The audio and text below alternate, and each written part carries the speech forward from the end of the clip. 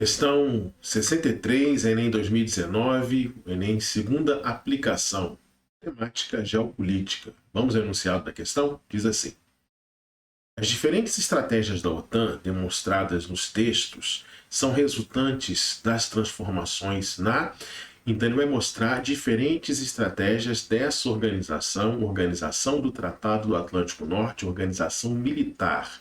As diferentes estratégias da OTAN que o texto vai nos apresentar são resultantes de quais transformações? Então esse é o questionamento. Vamos ler os textos e vamos desenvolver essa temática que é muito importante, tá? E não é a primeira vez que cai OTAN no Enem. Já caíram outras vezes e outras poderão vir. Fica ligado. Vamos lá. Texto 1. A adesão da Alemanha à OTAN.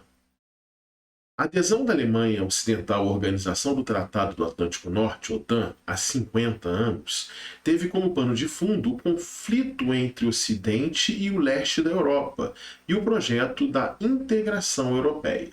Então ele está falando aí sobre o momento em que a Alemanha ingressa nessa organização militar OTAN e tem como pano de fundo, como ele diz claramente, o conflito entre o Ocidente e o leste da Europa, o conflito dentro daquele período da Guerra Fria e também o processo de integração europeia, né, até para a reconstrução da Europa, basicamente da Europa capitalista, porque ele está falando da OTAN, uma organização militar surgida dentro do bloco capitalista durante a Guerra Fria, beleza?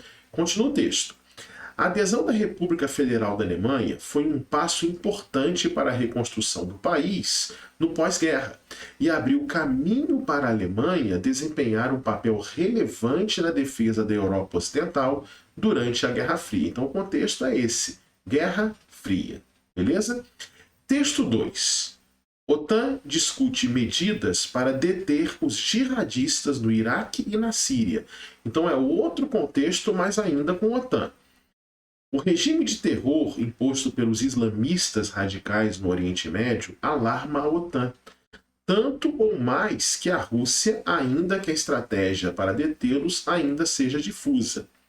O avanço do chamado Estado Islâmico, que instalou um califado repressor em zonas do Iraque e da Síria, comandou boa parte das reuniões bilaterais que mantiveram os líderes da Organização Atlântica no país de Gales. Então ele está falando de um outro contexto, ele está falando do contexto de uma estratégia da OTAN para deter o Estado Islâmico. E isso foi o tema principal das reuniões que aconteceram no âmbito dos membros da OTAN. Beleza? Dois textos, dois contextos, a mesma organização. Primeiro texto, primeiro contexto. Contexto da ordem bipolar, o período geopolítico que vai de 1945, final da Segunda Guerra, a 1991, dissolução da União Soviética. A ordem bipolar foi o período geopolítico em que o mundo esteve claramente dividido em bloco capitalista, liderado pela superpotência Estados Unidos, e bloco socialista, liderado pela superpotência União Soviética. Vocês sabem disso, é muito importante ter esse conhecimento, tudo bem? Veja o espaço geográfico mundial durante a ordem bipolar. Em cinza, os países capitalistas, diretamente influenciados pelos Estados Unidos, aliados, né? E em vermelho, os países socialistas, onde a União Soviética protagonizou a área de influência. Tudo bem? Veja que o território soviético, né, a maior nação na época da Guerra Fria, o maior país em extensão territorial, os países do leste europeu da Europa Oriental socialistas, China, Mongólia, os países da Indochina também socialistas, como por exemplo Vietnã, Camboja, né? Países africanos socialistas e Cuba aqui na América. Então esse é o espaço geográfico da chamada ordem bipolar. Dentro desse espaço geográfico global de divisão capitalismo-socialismo, o local assim mais evidente dessa divisão foi o continente europeu, né? A Europa foi claramente dividida em oeste e leste, em ocidente e oriente, em bloco capitalista e bloco socialista. Essa linha imaginária aqui, chamada de cortina de ferro, né? Nome idealizado pelo ex-primeiro-ministro inglês Winston Churchill, dividia o que o Churchill chamava de mundo livre capitalista e mundo oprimido, mundo socialista. Então, do lado aqui do leste europeu, a União Soviética e seus países aliados, chamados de países satélites da União Soviética, porque diretamente influenciados pela União Soviética. Exemplo, Alemanha Oriental, Polônia, Tchecoslováquia, Hungria, Romênia, Bulgária, países socialistas do leste europeu.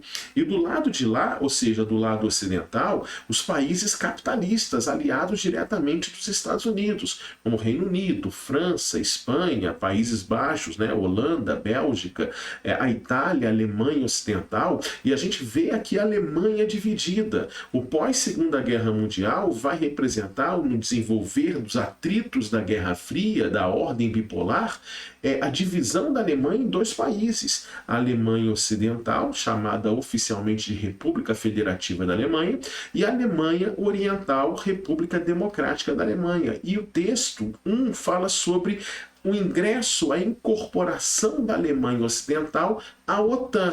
O que foi a OTAN? A organização militar criada pelos Estados Unidos e seus aliados europeus, organização criada em 1949 com um claro objetivo. Qual o objetivo? Proteger a Europa Ocidental de uma ameaça militar da Europa Oriental. Proteger a Europa capitalista de uma ameaça militar dos inimigos socialistas liderados pela União Soviética. E a Alemanha representou claramente essa divisão, né? A Alemanha Ocidental, membro da OTAN, tornou-se membro da OTAN e estabeleceu uma forte aliança com os Estados Unidos durante todo o período da ordem bipolar, onde se desenvolveu aquela disputa armamentista, entre outras coisas, aquela disputa por áreas de influência entre Estados Unidos e União Soviética, a chamada Guerra Fria. Tudo bem?